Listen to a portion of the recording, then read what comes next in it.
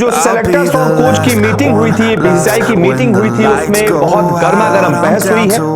खिलाड़ियों को फोन तक लगाए गए हैं, उनसे फीडबैक लिया गया है, उनसे बात की गई है। उसके बाद ये फैसला लिया गया कि हार्दिक पांड्या को टी20 की कप्तानी नहीं दी जाएगी। सूर्य कुमार यादव कप्तान होंगे।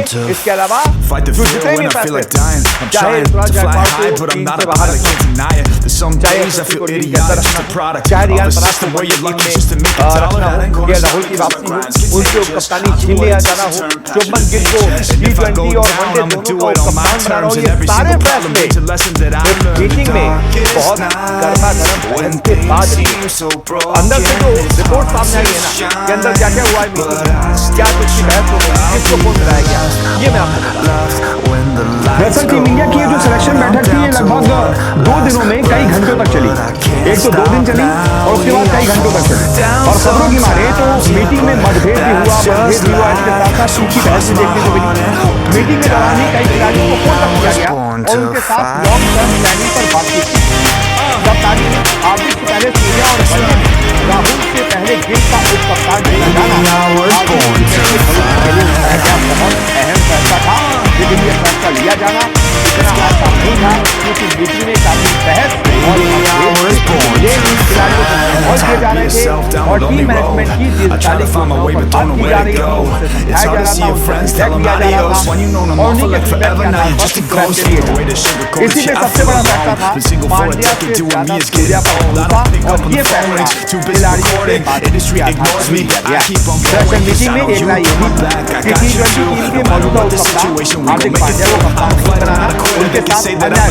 ये माना गया कि कई लोगों ने बोला, खासतौर पर जब उन्होंने विश्व कप के दौरान शानदार प्रदर्शन किया, लेकिन फिर बताया गया कि खिलाड़ियों के भरोसे के कारण पड़ना जो है वो सूर्य कुमार यादव के पक्ष में नहीं। ज्यादा खिलाड़ी सूर्या के बीसीसीआई को जो फीडबैक मिला वो ये था कि खिलाड़ी पांड्या की तुलना में यादव पर ज्यादा बेहतर हैं और उनके अधीन काम करने में, यानी कि उनके अधीन खेलने में, उनकी कप्तानी में खेलने में ज्यादा सहज। ये फैसला क्यों लिया गया? क्योंकि जब ईशान किशन पिछले साल दक्षिण अफ्रीका दौरे के बीच में भारतीय कैंप छोड़ने वाले थे, तब सूर्य कुमार यादव भी थे जिन्होंने उन्हें वहीं रुकने के लिए मनाने की कोशिश की थी। यादव को पांड्या से पहले कप्तानी की मंजूरी मिलने के पीछे ये भी बहुत बड़ा कारण था। वहीं कुछ लोगों ने यह भी कहा कि पांड्या को डिप्टी बनाने का फैसला रोहित का था। रोहित चाहते थे कि पांड्या को उप कप्तान बनाया जाए, लेकिन चयन समिति इसके लिए ज्यादा इंटरेस्ट नहीं दिखा रही थी। बैठक के दौरान यह भी तर्क दिया गया कि चीफ सेलेक्टर अजीत अगरकर के अधीन चयन समिति के पास अगले 2 साल के लिए टीम तैयार करने का मौका नहीं है। ऐसे में यही अगले टी20 इंटरनेशनल साइकिल के लिए रोड मैप तैयार करने का सही समय, यानी कि एक तरीके से ये जो टीम चुनी गई है, ये अगले टी20 विश्व कप को ध्यान में रखते हुए चुनी गई है। और यह भी कहा गया कि टी20 विश्व कप विजेता टीम के उप कप्तान हार्दिक पांड्या को चीफ सेलेक्टर अजीत अगरकर और हेड कोच गंभीर ने पहले ही अपने फैसले के बारे में बता दिया था कि भाई आप शायद ही अब कप्तान बनेंगे, आपसे हम उप कप्तानी भी ले रहे हैं, आप एज अ प्लेयर खेलिए, क्योंकि फिटनेस के मामले में आपने बहुत ज्यादा टीम को आप पर भरोसा नहीं, क्योंकि 1 जनवरी 2022 से खेले गए कुल लगभग 80 टी20 इंटरनेशनल मैचेस में 46 ही ऐसे मैच थे जिसमें हार्दिक पांड्या खेल पाए। अब समझ लीजिए, आप खुद ही अंदाजा लगा दीजिए, लगभग 33-34 मैच उन्होंने मिस किए थे। अब आप इतने ज्यादा मैचेस मिस करेंगे और फिर आप वनडे वर्ल्ड कप में भी जब क्रंच सिचुएशन थी तब भी आप चोटिल हो गए थे, बीच वर्ल्ड कप से बाहर हो गए थे।